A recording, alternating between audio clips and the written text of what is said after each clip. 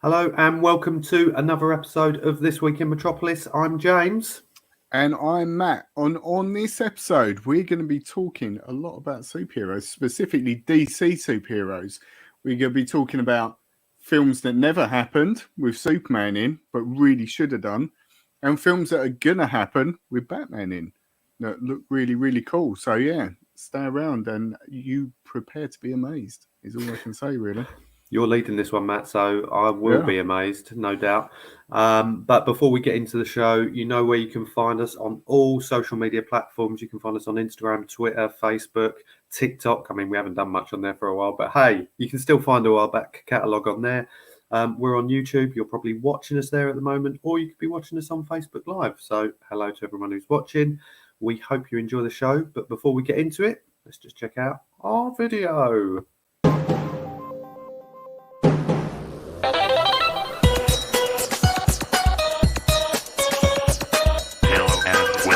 This Week in Metropolis.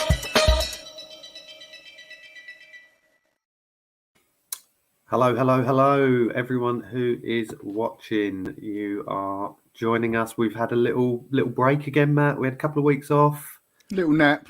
Couldn't be bothered. Recharge the batteries. No, I think we... Was it? No, we wasn't. That'd be silly.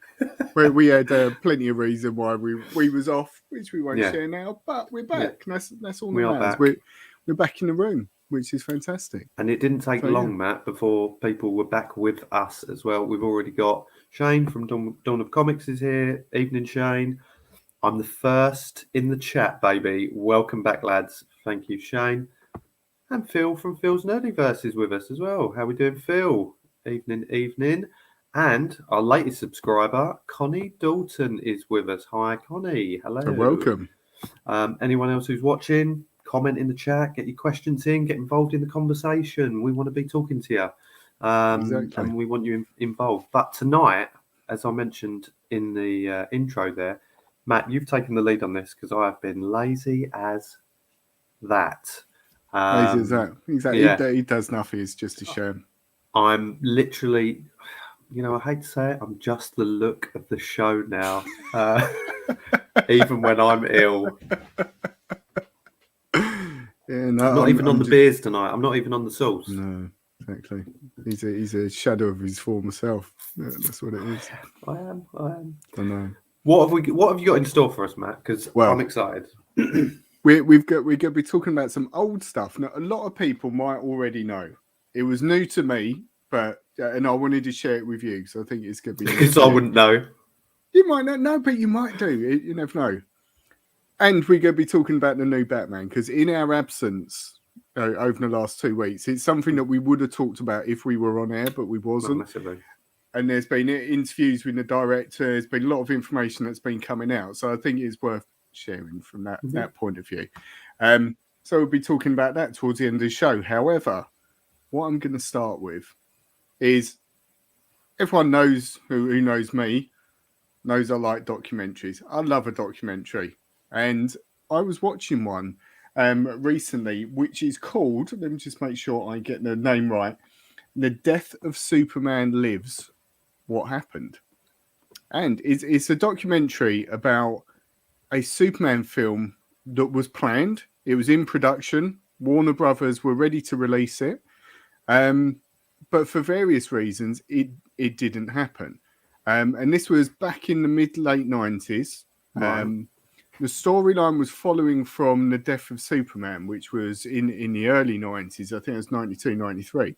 And that because of the just the subject matter, really, the fact that they were killing off Superman, which was a pretty big deal, and the fact I think that the comic sold something like 6 million copies.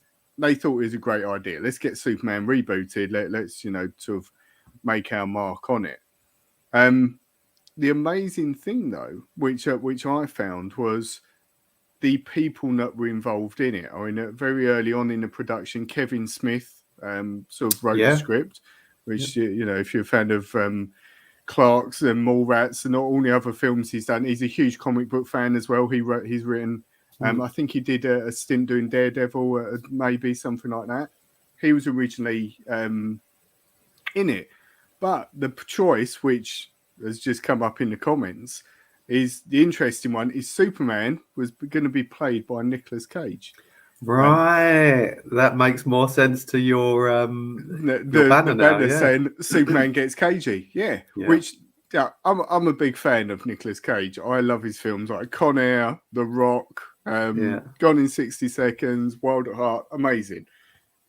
But he's not someone that you would ever imagine being Superman. Exactly, that's it. Not got the build.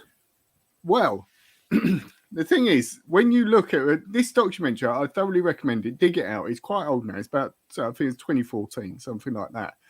It's hosted by Kevin Smith and another guy, and they talk to pretty much everyone involved in it, bar Nicolas Cage. Nicolas Cage obviously doesn't he's too big and important for that sort of stuff.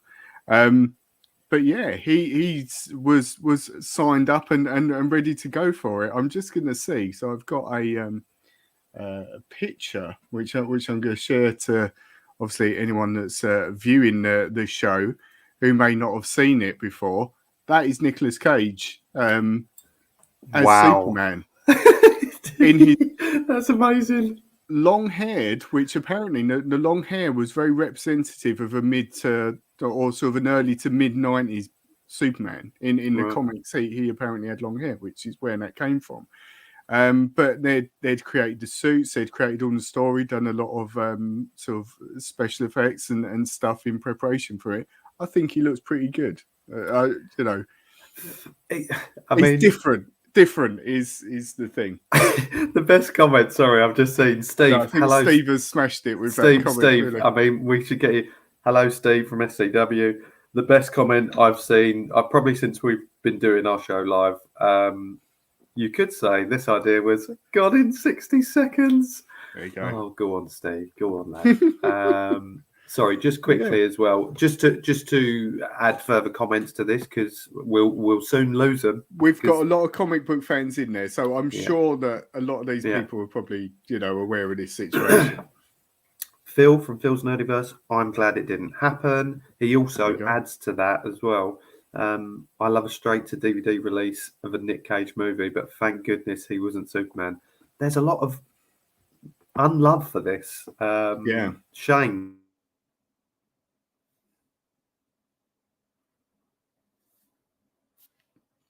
And we've lost James in the excitement. He's completely frozen and has lost his mind at the thought of Nicolas Cage as Superman. What he was going to say, he's back. Yeah, I didn't lose you, so I could hear everything you were saying, thankfully. But you were just frozen in time. I just needed a moment to take it all in. But it's a strange, because my issue now with Nick Cage is all I can think of is Andy Samberg doing on Saturday Night Live does an impression of him. Does he? And it's bang on as well, and it's just proper ripping him. And he's sitting next to him as well, by the way. Really? And it's just hilarious. I'll have to dig that out and send it to you, but I just can't take him seriously anymore. So the thought of him being Superman, I know we're talking way back when, early 90s. But still, that was still around sort of peak Nicolas Cage in terms of all the films that I mentioned, and they are a bit, he's not what I would describe as a really like a varied actor. He's got his thing and he does it well, as such is the best way I can describe it. But the example they used, and I think it's a very fair thing to say in this documentary, is they said that pretty much everyone that's ever, say, for example, played Batman, particularly, I think was the focus, has always been mocked. I don't know whether, because they said about Michael Keaton, when Michael Keaton took the role of Batman in the late 80s, he was only known for these sort of comedy films, like quite safe comedy films. And I'm thinking, oh God, why would he do that? If you think about how a lot of people reacted when Ben Affleck was picked as Batman, and even more recently in terms of the new Batman film, how sort of people reacted when they found out who was going to be Batman. it's a a long running thing. There's always a bit of apprehension at the beginning. They think, oh God, I can't imagine that's going to work, but it sometimes does. The wild cards are often are the best ones. So yeah, but we'll never know. Apart from there are scenes of him sort of in the outfits and like trying stuff out. When they were doing him as Clark Kent, they had him as this sort of like weird preppy Batman, weird preppy Clark Kent, as he had sort of like a Mickey Mouse t-shirt and sort of with a blazer over it and this sort of thing. He was sort of like weird, cool Clark Kent. But again, I keep thinking, I only watched Con Air was on like ITV2 or whatever the other night, and I hadn't seen that film for such a long time. And when was that film released? Probably late 90s? Yeah, I think so, yeah. That's mid-late 90s. And he looks really old in that. So yes, I still find it hard to picture a young, Nicolas Cage. That's the thing. Yeah. The rest of the cast, though, or the rest of the people involved in the film were really interesting as well. Tim Burton was going to direct it. So Tim Burton was relatively, so 10 years off of his Batman input. He was then going to direct it, and he was signed up and on board for that and took a big part in the production. The other people that they had sort of earmarked for it were Kevin Spacey as Lex Luthor, who went on to be Lex Luthor in the early 2000s Superman film. So clearly that sort of stuck. Christopher Walken was going to provide Brainiac's voice because Brainiac was one of the main villains in it. For Lois Lane, they hadn't decided, but they did earmarked either Sandra Bullock, Courtney Cox, or Julianne Moore. Were sort of like shortlisted as such as it. Jimmy Olsen was Chris Rock had signed the contract to do that. So yeah, pretty good cast. I mean, that is a good cast. Did they mention anything? I mean, if Kevin Spacey was going to be Lex Luthor, did you say? Yes. Yeah, so he would have been the villain in that, or was there any mention of who was going to be the villain? Or... The story went that it's a bit hard because they did so many revisions in the script before it sort of imploded as such. But the rough story was Superman was feeling like an outsider and he felt like he didn't belong on Earth, which makes sense because he is an alien as such. But they were playing on that sort of angst-ridden sort of side of it. Brainiac comes down from wherever Brainiac lives in space or whatever world he's from, comes down and meets Lex Luthor, and they merge in some way to create Luthiac or Lexiac. It was one of the two. It's two different names that are quoted online. Wow. And then they create Doomsday, who then kills Superman, is sort of how the rough idea of the story. Yeah. So I mean, the story sounds good. It's purely, and so do actually all of the characters or cast, other than Nicolas Cage. It's a weird. I don't think of him as a traditional Superman. Do you know what I mean? No, exactly. But I think that's what they were going for. If you think it makes a little bit more sense with the Tim Burton influence in the fact if he would, and if you think of some of the characters that Nicolas Cage plays, like in I don't know, this is a bad example, Face Off, because he's a bit of a psychopath in Face Off, isn't he? But he's sort of like a bit, I don't know, sort of troubled and whatever. If he was playing on that sort of side of things, maybe it'd make a bit of sense. But do watch that if you can find the documentary, check it out because it is thoroughly interesting. The thing as well, which I found very interesting, like seeing the politics behind it in terms of when things don't work and so on. And it touches upon a little bit. I'll see if I can find the quote. I did have the quote, which very much echoed a lot of what we've said on recent shows. I think it's when we was talking Chris from Off My Shelves, when we was talking about how the writers aren't really respected and it's all about sort of the money as such. And there's a quote. Typically, I'm not going to be able to find it now, unfortunately. Let's see. While you're looking for that, Matt, I'll just say hello to some other people that have joined us. We've got Scott Shelf is here. Evening, Scott. Hello. Hope you're well. By the way, Scott Shelf, part of Comic Airwaves. If you didn't know, me and Matt, we're actually going to be on the Dawn of Comics quiz showdown, which we recorded at the weekend.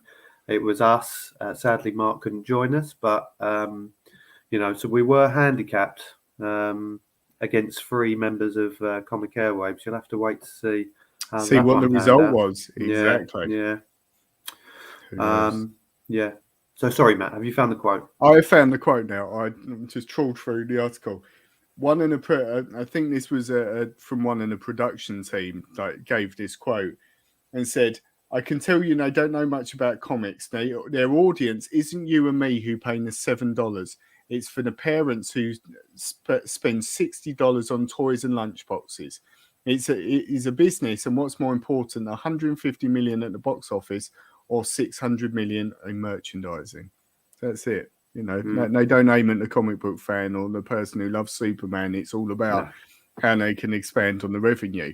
And the reason they didn't make the film is they felt it would end up too expensive. They had this huge sort of aspirations in terms of creating the characters and the sets and everything like that. I think it was originally going to be 190 million. Then they cut it down to 100 million. But then they pulled the plug completely because Warner Brothers had a series of absolute flops that had lost sort of 30 million here, 20 million there, and were really jittery about it. Yeah. So instead of making this film, they decided to channel all their energy into Wild Wild West with Will Smith, which absolutely bombed. So, it's well done. Well done. Yeah, exactly. So I did see there's again loads of comments on this, and Shane said, "Because of his looks," referring to Nick Cage. Is that what you mean, James? Because that's mean. Not necessarily because of his look. I just think when you think of the actors that have played Superman, me personally, these are my thoughts. I don't know if you agree, Matt, but all of them have a certain kind of I don't know, someone you look up to and think like, wow. Do you know what I mean? They're quite reserved as characters, aren't they? They're quite reserved. Whereas like Batman, for example, where he's in a mask and, all donned in black and, it's very in the shadow, sort of, you don't see a great deal of him. I think Nicolas Cage could probably get away with a Batman. Nicolas Cage for Batman. A bit like you said, Michael Keaton did, because you wouldn't think of Michael Keaton as an action sort of superhero. And I think that's the difference. And I remember we talked about Val Kilmer after I watched that Val Kilmer documentary. He talked about not enjoying playing Batman because he was very limited in what he was able to get across from an acting perspective. Whereas Nicolas Cage, he's great at getting across what he needs. He's a fantastic actor, really. I mean, some of the films that people have mentioned, I think Steve mentioned Face Off. Fantastic film. Great film. Him and John Travolta, isn't it? John Travolta, yeah. So, there's a few people there. Well, one comment that Shane has made, which is the next one. There is this one as well. Shane said, they've all been handsome. I hear you, James. You're bullying Nicolas Cage. You are a little bit. Sorry, Nick. Sorry, Nick, if you're listening. Yeah, I know you are. But the comment that Shane's made, clearly he knows the story about the giant spider fight. But basically, the guy who was producing it was this guy called John Peters, which is when you see him interviewed, he's very Hollywood. Apparently, I think he was Barbra Streisand's hairdresser originally, and they had an affair or a relationship. And I think it appears that she sort of then gave him the opportunity to be a film producer, and then he sort of ran with it and did quite well with various films. But he insisted right in the beginning, he gave Kevin Smith this sort of list of things that he wanted done, which a few were taken out of, because like one of them was, I'd never want to see Superman fly. It looks ridiculous. was one of the rules that he set at the beginning, which Come I think they quickly sort of pushed aside. Yeah. But one thing that he explicitly wanted was he wanted a giant spider for Superman to fight with.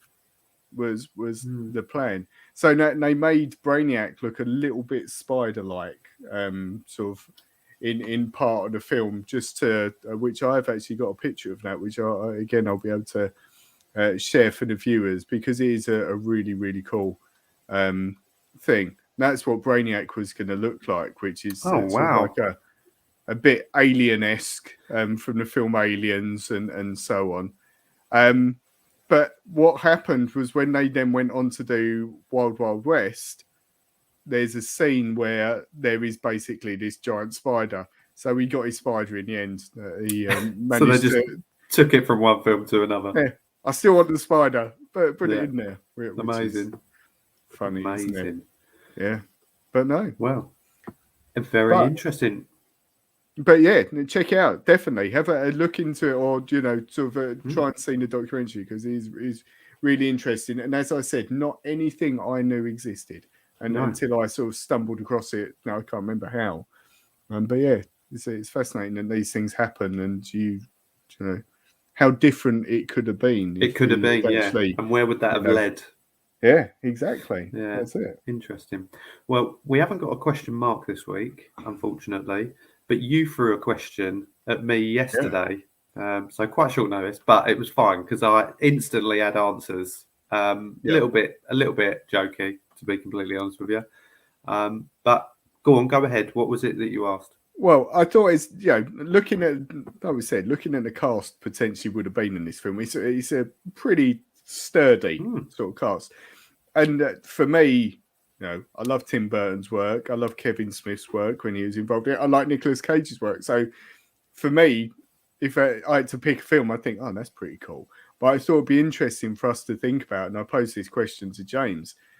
What would, if you could, choose a superhero film, or do a superhero film, who would be the director, who would be the main lead, and who would be the supporting actor for it? So James, what have you got? I always hang on. Not that one. Go again. We'll just edit that out. I was thinking, do you know what? There's so many decent actors and supporting actors, and then on the director's side as well. And I instantly thought of one. I thought, I reckon Matt's going to go for that if he's trying to be creative with it. So I won't say it. But my choice then would be Guy Ritchie to be the director. Yeah. And then have your double act, Jason Statham as the lead. And then supporting, I would have Stephen Graham. Yes, because he's often in the... And them two were in Snatch together as a double act. I absolutely loved them. That's probably the first time I actually saw Stephen Graham in anything. And now, when you think about the success that he's had in his career, like all the things that he's been involved in, up in all sorts of massive films, Scorsese films, and I think he's awesome. So he's I'd say if anything, he's less of a supporting actor now. He's more the main, but them two together, and Jason Statham as an action hero or a superhero, I think, that's a really good choice. And it's a natural choice because they all work together well together. They're from lock stock. They've I mean, it's various things. It's very cliche to have all three of them in the same thing, but I think sometimes. Go on. I was going to say, but recently, and God, I can't remember what the film was. I told you about it. There's a film. It's coming on Amazon Prime. It's a Guy Ritchie film. It's got Jason Statham in it. It's got I forgot his name. What is his name? You've just literally said it. Stephen Graham. Stephen Graham. It's got Stephen Graham in it as well. But it's a very different film. It's not your standard cool, hip Guy Ritchie film. It's a very straight action film. Like a bit of a sort of what's the word? Sort of like a twist sort of drama thing. Bit gritty. And that's fantastic. Yeah, a gritty sort of not action. What's the word? I can't think. It's not drama's not right. Action's not right. I can't think of the other word. But anyway, it's a really good film. I thoroughly recommend it. It's fantastic, and it shows I think Guy Ritchie's been trying to churn out the same thing for the past 20 odd years now, and seeing him show that actually I can make really good films. And I don't have to rely on my thing. No, I do. It is really, really positive. Yeah. Who's the other British? He's an actor and a director. Branagh. Kenneth Branagh. Kenneth Branagh. He did one of Thor's, didn't he? Yeah. Again, he's another one that I quite like for the works that he's done. Yeah. But I just think Guy Ritchie films, they've gone down in history a little bit. I mean, he's probably not had a decent one, like you say, until this one. And Phil, thankfully, has come to my rescue. Thriller. I was going to say Thriller, but I didn't think that's where you was going. Sort of in the middle. That's where I was getting at, because he is a bit of a thriller. Interesting. So sorry, I've got coming in. I've got a really good comment from Scott here. Can you guys do a rant section but call it exclamation mark? That's brilliant. No, but really we have. Good. I mean, just for the record, we have got another one as well. Matt's rants. We have got Matt's rants. So I've not had one for a while because we've not talked about. Because you've not been talking to me. That's what it is. Yeah, probably what it is. Because we don't work together anymore. No more rants. Exactly. That's it. This is a business relationship. What I like is Shane's comment. This is genius. And we've also got. Okay. Shane's also said Scott Adkin for Nightwing. Don't know who Scott Adkin is. So I apologise in advance. And Scott said, can do a segment where Mark recaps the Fast and Furious movies. Shane said, Fast and Furious movies in under a minute and call it skid marks. Skid marks. Is a nice one too. This segment has gone off in a different tangent altogether, Matt. We're now coming up with new Mark features. Our new sort of childbirth and maternity section will be called birthmarks, I think, as well. So many options. Blimey, the Jeff's here. I'm pretty sure he should be at work, but is that? No, sorry, I clicked on the wrong one. There we go, Jeff. So he's referring to good Nicolas Cage films. Never seen Ghost Rider. It's one of those films I flicked through the channels late at night and saw bits of, and just thought, what on earth is going on? And then sort of just carried on. I don't think it quite worked with that one. Anyway, recap. Let's get back onto you. What was your picks for director? So, for director, one I would absolutely love to see is Tarantino. I knew it. I watched Jackie Brown last week, and I love Jackie Brown. Jackie Brown's probably my favourite out of all of them. And I just think he would add such an interesting element to it, because even though, like Guy Ritchie, he's got very much got a style. He's tried. It's that sort of thing, isn't it? He's tried to make one of each sort of genre of film as such. Don't know whether intentionally, but that's sort of what's regarded, isn't it? He's done his Western and he's done his sort of drama. He's done his whatever. So I think that could be an interesting thing for him to do. To add his twist to it. That'd be amazing. For the main actor, though, I'm sort of a bit torn between two. Initially, I thought of, and I think I'm probably following a bit of a 90s theme with this, and I think it's probably because the Superman Lives thing. Winona Ryder, I love as an actress. I absolutely fancy doing the 90s. So, that's where the interest first started. However, in Stranger Things, she's brilliant. And I think she had a bit like thing he did. Oh God, what's wrong with my brain today? Who plays Iron Man?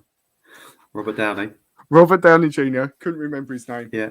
Bit like him. She went a bit astray for a little while. But then sort of, seeing her in Stranger Things, she just plays such an amazing performance.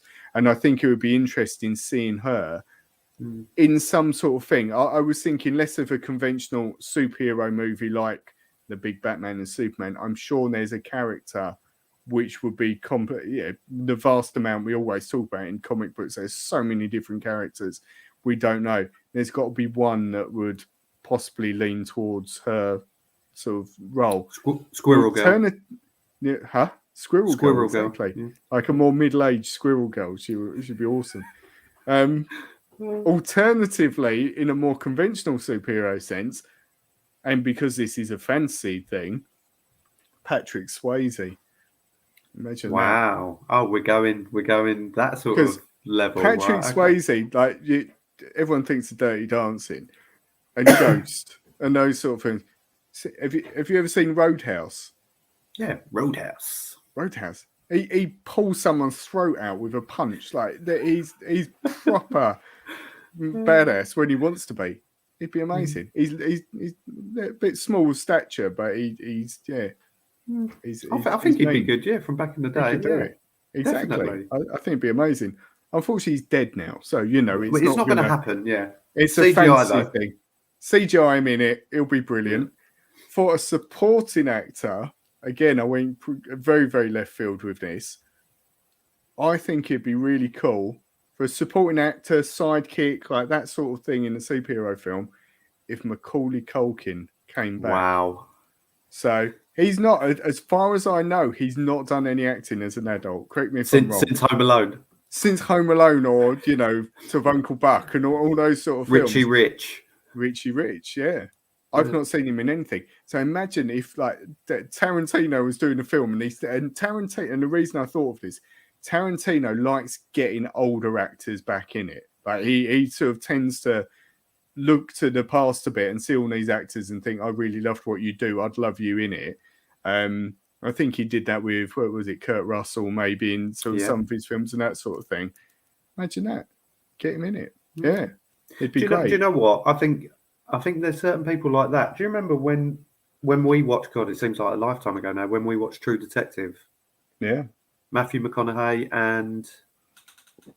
Don't ask me, my mind's gone. There's Woody Harrelson. Woody Harrelson, yeah. Right. And you think about how that... I mean, Matthew McConaughey, I think he'd done at least one film just before that kind of got attention on him again. Yeah.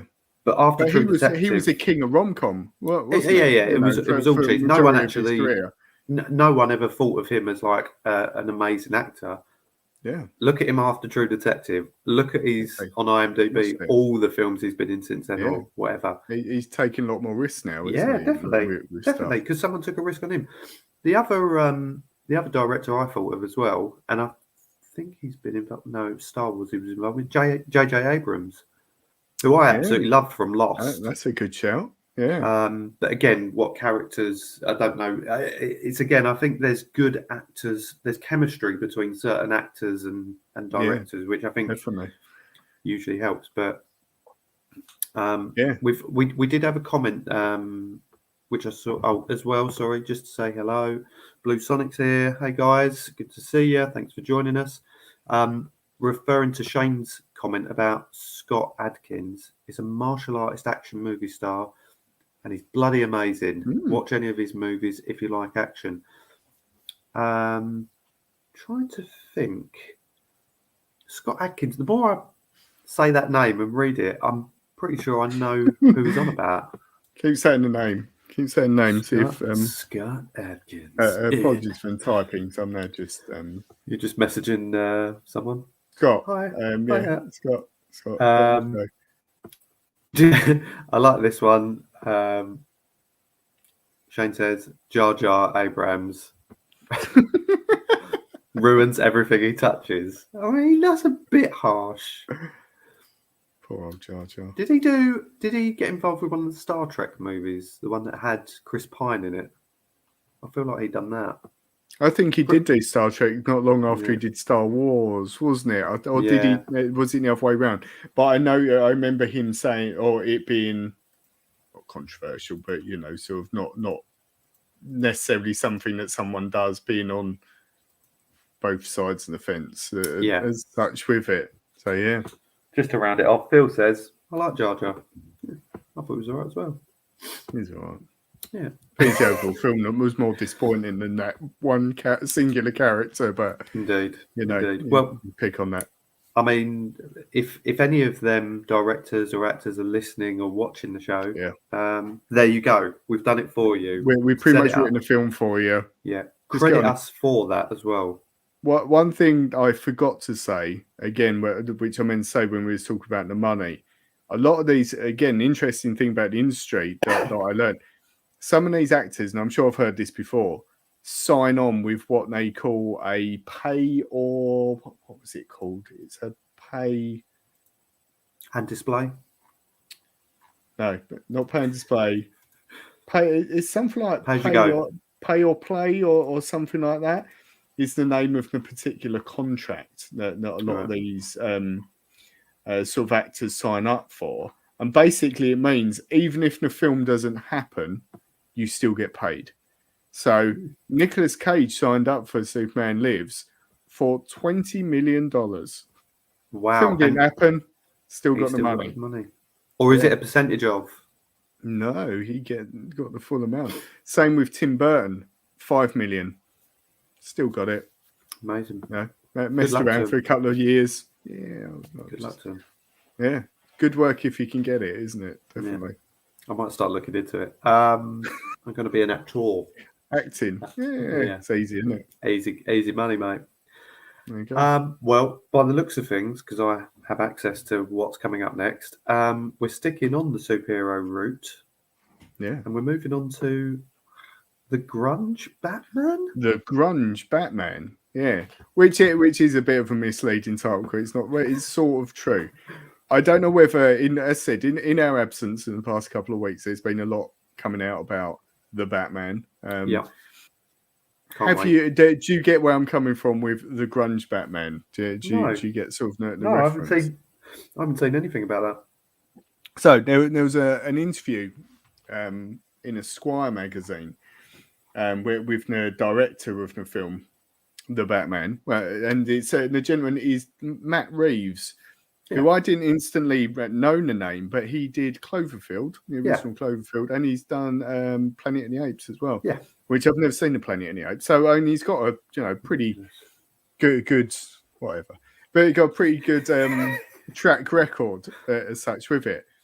But what his stance on the Batman, he said that one of the things he really sort of has influenced him was he read Batman Day One comic series, which is one that I've actually started reading recently. It's one I've really wanted to read for ages, and it's one that influenced a lot in the Tim Burton ones and things like that. But in these comics, it's sort of like quite a reclusive Batman that is just trying his hand at being this sort of vigilante. So he's not doing it exactly right at first, and he gets shot and has to, sort of deal with the consequences. He's not dressed as Batman. He's sort of, just in a hoodie and a hat and sort of disguising himself and sort of lurking in the nastier areas and stuff like that. So that was an influence, which is a more obvious influence. 70s cinema was an influence. So films like Taxi Driver and those sort of movies, which interestingly were a big influence on the Joker film that came out in recent years. That sort of style.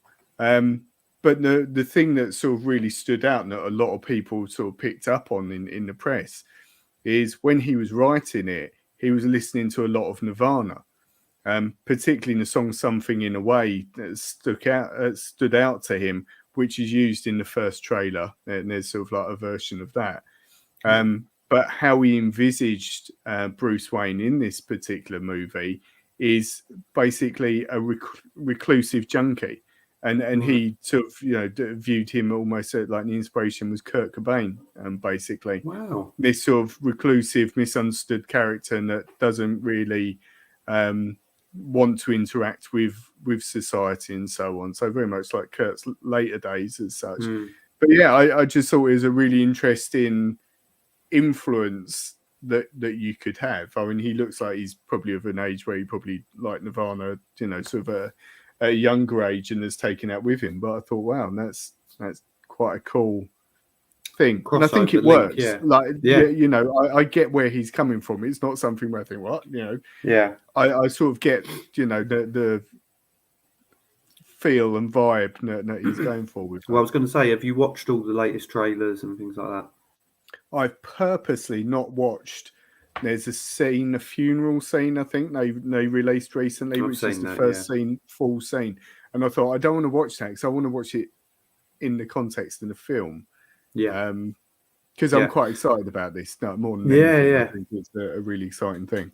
I agree. I think the whole feel and vibe of the trailers that have been released and everything, all the promotion of it is very dark. It's very, like you say, it's kind of, it has got that vibe of grunge to it. You know what I mean? It's funny how that can be an influence on it. Yeah, and that's it. It is that. It's almost like that sort of. Is a feel. I guess he's going for with it, isn't it? And sort of the mood that, particularly in the song "Something in the Way," is sort of a very sort of melancholy song. Yeah. To create that mood in a film, fantastic. Yeah. But if you look, even if you look at Robert Pattinson in the trailer, with there's a bit where he takes his mask off and he's got all the dark eye makeup. I mean, that's obviously where he wears the mask. But him, very, very pasty white. I mean, I always think of him in Twilight or whatever that film was that I've never seen. Emo Batman. Batman, yeah. What he's going for, isn't it? And he touches upon that in the interview. He was saying that that was all of the sort of Batmen in their sort of costumes in the films. Sort of I'm referring to. You can tell they've all got they've painted around their eyes and stuff like that just to wear the cowl. But he purposely wanted you to see it without it on. It's about him as a person. So him sort of unmasked, he's still got all the running eyeliner and that sort of thing. Yeah. So yeah, there's it's all kicking off in the chat regarding this, and I love it. That's what we want. Controversial opinions, and that's what movies are all about. I think one person could absolutely love a film. And some can hate it. And some can hate it. I mean, this one ain't even out yet, and Shane don't like it. This movie makes my eyes roll at every turn. The idea, the actors, the costume designs, everything looks terrible. Shane, you're entitled to that opinion. Phil disagrees. Phil's looking forward to it, so yeah. And do you know what? Phil's on Team Edward. Definitely, which is a Twilight reference. Shane was also here. Can't wait till the sun hits him and he sparkles. And which also, again, another Twilight thing. If you've never seen Twilight, it looks like Christian Bale in The Machinist. Have you seen that film, The Machinist? No, I haven't. But the Christian one Bale went down to about 6 stone or something, didn't he? I remember seeing I've never seen the film, but I remember seeing the pictures and thinking, "What the hell?" Yeah. Phil, but we've sorry, just saying, Phil. How can one hate a movie before it's released? I mean, it's a good point, but I think if your expectations are so low, then could it be any worse? Yeah. I'm one of these people, and I'm the same with music as well, is I would listen to and watch anything pretty much. Like when it comes to films, there are some things with TV, I'm not going to sit down and watch Love Island because it's really not my thing. But with a film, I will sit and watch it. And even if I'm sitting there and thinking, it's not that good, I'll take it in and try and appreciate it for what it is, I guess. But with the controversy of Robert Pattinson, Matt Reeves said that's who he wanted. He'd seen him in some of the indie films he'd done after Twilight, and that's who he wanted for the role. So it was a clear vision. The thing that I found really interesting in the casting sort of side of things, he said that throughout all the different Warner Brothers Batman films, when the actors come in and cast, they wear the old Batman costumes from the previous films.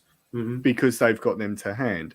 Apparently, Robert Pattinson, the one that fitted him the best for the role, was Val Kilmer's suit. Interesting. So when he was rehearsing or doing the lines in those very early stages, he was wearing Val Kilmer's Batman suit. I thought he was going to say Christian Bale's, but no, it was Val Kilmer's. Because he's not a big build, is he? That's the thing. No, which I thought was interesting because I remember you saying about the Val Kilmer documentary you watched, which I've still not seen, where he said he absolutely hated that suit, didn't he? Because he couldn't move in it. Couldn't move your neck, and it made him feel like that he couldn't act or almost in it. So yeah. What I think I'm most excited about with this new Batman movie is that it's going to be very different, I think, to, certainly the last two, because it's more kind of, I think you're going to have that action side of it, but it's also more detective-y, I think. So, yeah, I think that's what they're focusing on. Where it's a bit old school, the feel of it, old school, dark, a bit gritty, and all of them elements, I think that's completely different to what we've had over the Dark Knight trilogy, albeit dark, but that was still very comic booky with the Joker. It was big as well, wasn't it? In terms of like everything that was going on. And then, then we've got Ben Affleck's one, which, did flop, So I've not seen any of them. Three choice. Having just said that thing about I'll watch anything, I've not actually watched any of the Ben Affleck ones because it's just not appealed to me, really. Yeah. But I mean, we're going to be going to see it, aren't we? So yes, definitely. We'll have to. We will. Me, you, and we'll get Mark on because he's going to come and watch it with us. And we can say how excited or disappointed we were. Let's take it from. We'll do a whole episode dedicated to reviewing it. Yeah, just for Shane. Just for Shane. Just for Shane. Just for you, Shane. Just for you. Describe every single scene of the film. Yeah. Do you know what? Actually, maybe we should get Shane on as well once he's seen it. About Batman. Yeah, we'll force him into the cinema. Get him on, and because listen, it's no good the three of us being on it, getting Mark on, and all of us singing its praises if we enjoyed it. Obviously, getting all teary-eyed about how good it was. Yeah. So Shane, if you're up for that, let us know when you've seen it, and we'll get you on to talk about it. Yeah. But we're going to end on a lighter note, a lighter food-related note. Yeah. Because this is something that we've not done for a while, really, and particularly when we used to do our recorded shows, it was something that we'd include. We'd have a little bit of a fun story, that we could share. And one thing I read, typically it's one of those things I'll read it and think, oh yeah, I'm going to try that, and then you realise it's not even in the country. In celebration of the Batman coming out, with all these films come out, you then get all the merchandise tie-ins. Well, in America, Little Caesars, which I believe is a big chain in America, is doing a the Batman Crazy Calzone is what it's called, which you can't see it particularly well in that picture. But it appears, imagine a calzone that folds out into the Batman symbol, covered in pepperoni. Nice. I love calzone. Yeah, so, absolutely lovely.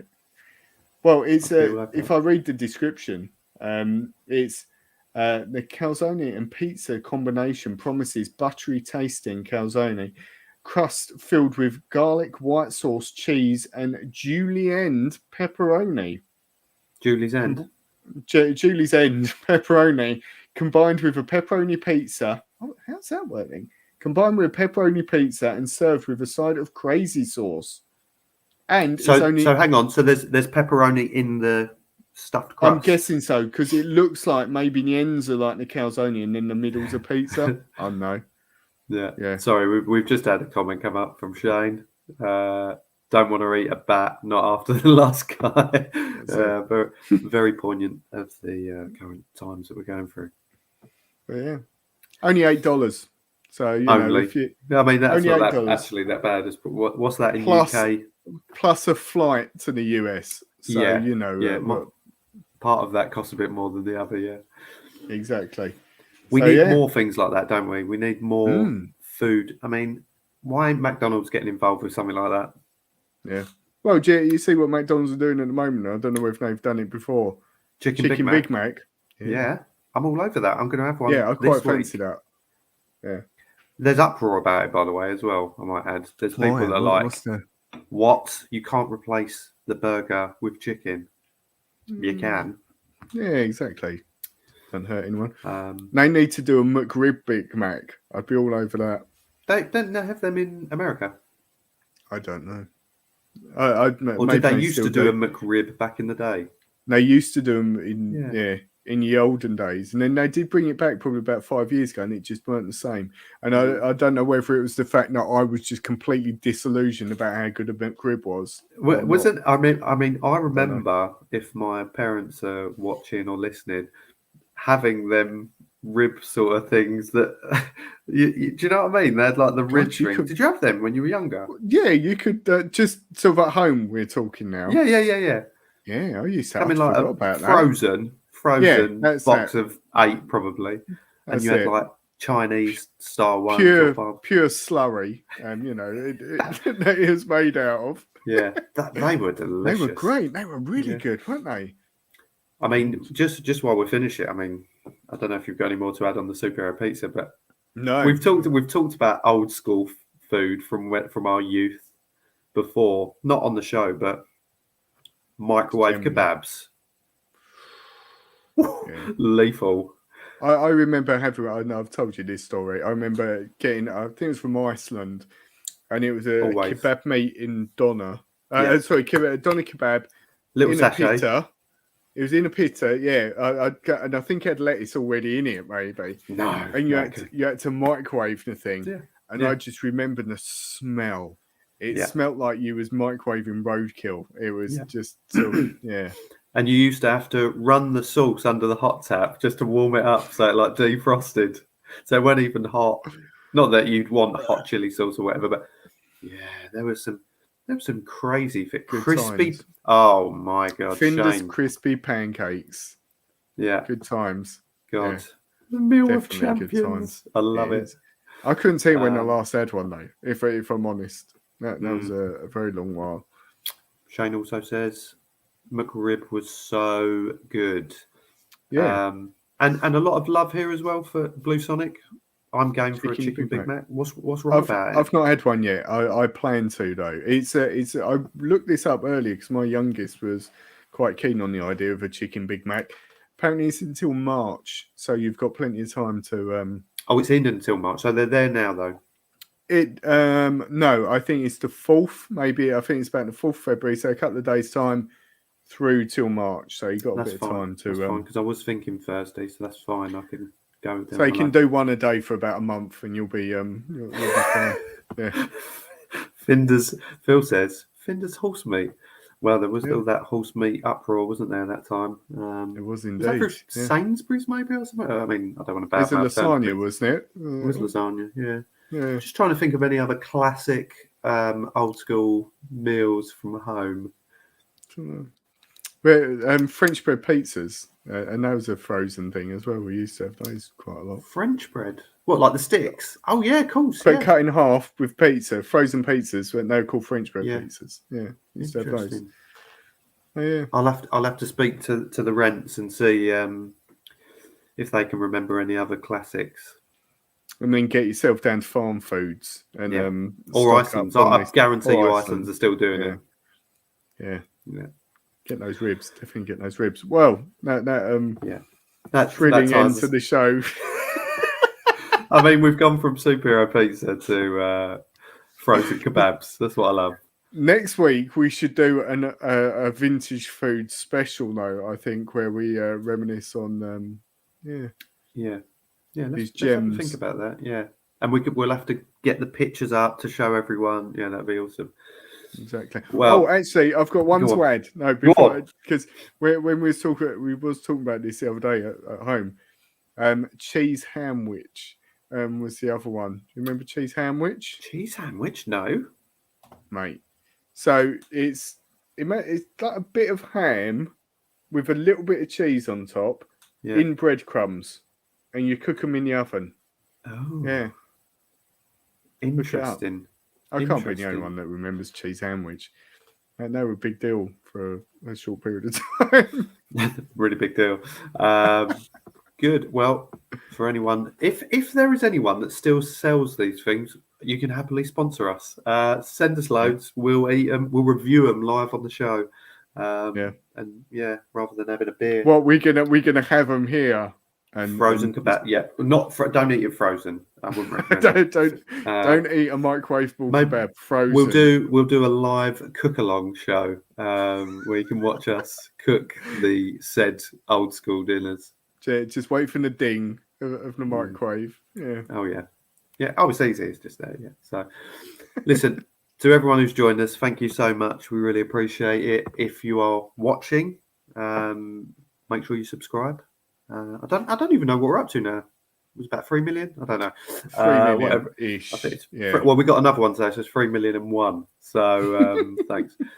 But yeah, thanks for joining us. If you've enjoyed it, that's all we're after. I hope you've had a laugh with us too. Yeah. Tell your friends, get them involved next week with us. We'll be back. If you're listening, because Matt will work his magic and that will be out and available to listen to from tomorrow, maybe even tonight, a couple of hours, probably. I would say. So yeah, thank you for that as well. You can again keep an eye on clips of the videos of this show. They'll be going out on the socials as well. Make sure you follow and subscribe to all of them. But for now, it's been a pleasure, Matt. See you same time next week. We'll be here. Take care, everyone. I hope you enjoyed that episode as much as we did. Don't forget to like and subscribe so that you don't miss any of our future episodes. Yeah, and you can also follow us on all social media. So you can find us on Instagram, Facebook, Twitter, and TikTok.